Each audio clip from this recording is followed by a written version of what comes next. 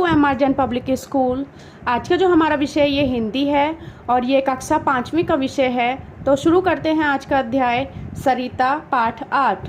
तो इसमें हम देखते हैं कि किस चीज़ की कल्पना की गई है और किस चीज़ के बारे में इस कविता के अंतर्गत बताया गया है। तो सीखना एवं दूसरों का कल्याण करना एक मानवीय गुण है। इसकी कोई सीमा नहीं है, यह अनंत है। दूसरों की भलाई के लिए अपनी सुविधाओं को त्यागना हमारा कर्तव्य होना चाहिए। यही है सच्ची मानवता। तो लेखक इसके अंदर मनुष्य की मानवता के बारे में बताते हैं। कंपेयर जो करते हैं वो पानी के साथ करते हैं।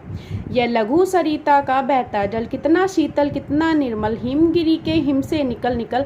यह विमल दूध सा हिम का जल, कर कर निनाद कल कल छल छल, तन का चंचल मन का विवल। यह लघु सरिता का बहता जल।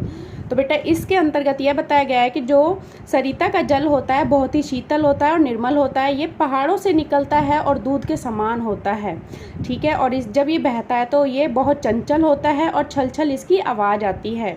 ऊंचे शिखरों से उतर उतर गिरगिरी की चट्टानों पर कंकड़ कंकड़ पैदल चलकर दिन भर वसुधा का अनंत स्थल। यह लघु सरिता का बहता जल। और यह ऊंचे शिखरों से निकलता है, चट्टानों से घूमकर निकलता है, कंकड़ों के बीचों में से आता है और इसका हृदय और इसकी जो वसुधा जो धरती है वो सबसे मिलकर ये निकल कर आता है। हिम के पत्थर में वे पिघल पिघल बन गए धरा के वारी विमल, सुख पाता जिसमें पथिक विकल, पी पी कर अंजलि भर मृदु जल, नित जल कर भी कितना शीतल। यह लघु सरिता का बहता जल।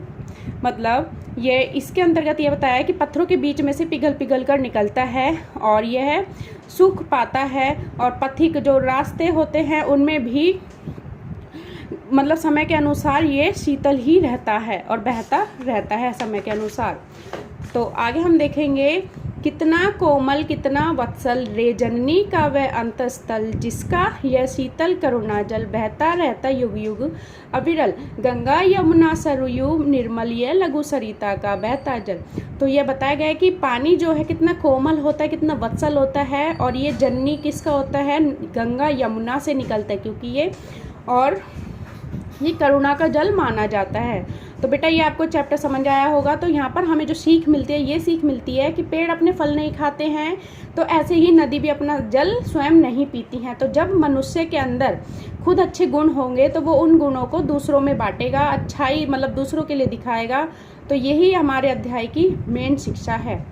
और हमारे इस कविता के लेखक है गोपाल सिंह नेपाली।